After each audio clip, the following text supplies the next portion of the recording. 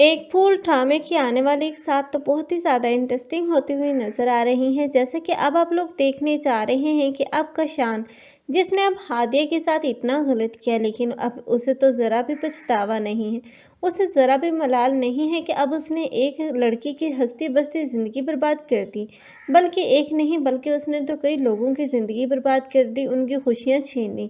نہ تو بطول اب عاشر کے ساتھ خوش ہے اور نہ ہی عاشر بطول کے ساتھ، اور ساحل جو کہ اب بطول کے اب جدائی میں پل پل مر رہا ہے اور وہ چاہتا ہے کہ اب بطول اس کے پاس واپس پلٹ آئے، لیکن اب بطول ہے جو کہ اسے پھول جانے کا مشورہ دیتی ہوئی نظر آئے گی، اور ساحل اتنا بھی خود غرض نہیں ہے کہ اب بطول کو ورگلائے کہ وہ اس کے پاس واپس پلٹ آئے، بلکہ اب وہ یہی چاہتا ہے کہ بطول اب عاشر کے ساتھ خوش رہے، کیونکہ سب سے بڑھ کر تو اسے اب بطول کی خوشیاں عزیز ہیں۔ لیکن اب بطول کی محبت میں اب وہ پل پل مرے گا، لیکن اب دوسری طرف ہادیہ ہے جس نے اب غلط انسان کا انتخاب کر لیا،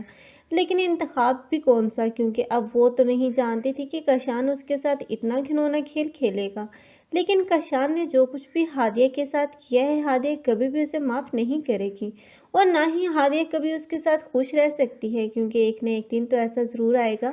جب یہی کشان ہوگا جو کہ آخر تنگ آ کر اب ہادیہ کو ڈیورس دے ہی دے کر، اور ہادیہ بھی یہی فیصلہ کرے گی کہ اب اسے علیحدہ ہو جانا چاہیے اس کشان سے۔ تب یہی ساحل ہوگا جو کہ اب ہادیہ کا سہارا بنے گا، اس سے شادی کرے گا اور اسے اپنے گھر واپس لے کر جائے گا۔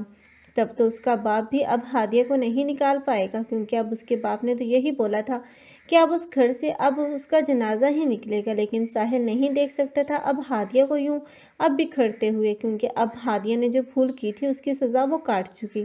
اب ساحل ہوگا جس کی محبت اور اپنائیت کی وجہ سے اب ہادیہ کو ہو سکتا ہے کہ خوشیاں مل ہی جائیں۔ آپ لوگوں کو یہ ڈرامہ کیسا لگ رہا ہے اور اس ڈرامے میں کس کی ایکٹنگ کو لائک کر رہے ہیں؟ کمنٹ سیکشن میں اپنی قیمتی رائے کا اظہار لازمی کریں۔ مزید ایسی ویڈیوز کے لیے ہمارے چینل کو لازمی سبسکرائب کر لیں۔ اگر آپ لوگوں کو ہماری ویڈیو اچھی لگی ہو تو ویڈیو کو لائک کرنا مت بھولیے گا۔ اللہ حافظ۔